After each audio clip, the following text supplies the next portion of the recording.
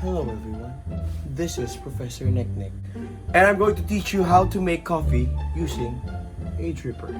All you need is a dripper, a scooper, coffee, a mug, hot boiling water,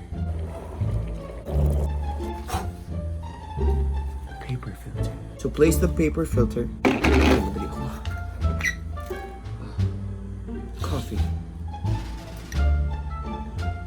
Go galing. Let's make it clean this time. Sorry. Okay, take two direct. All you need is a dripper. A Batangas Barako coffee. Ala eh. And hot water. Place the paper filter. 1 scoop of Barako coffee.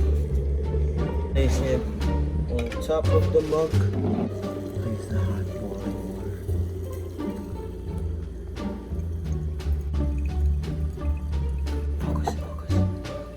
Hear the dripping.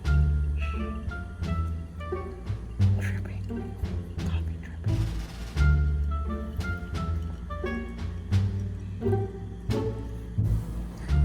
Add more water as desired to extract the flavor.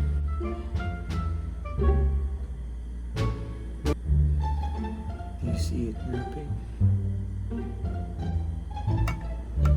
And after a couple of minutes, you can have a taste of Professor NekNek's Barako coffee. Ayoko uminom gabi.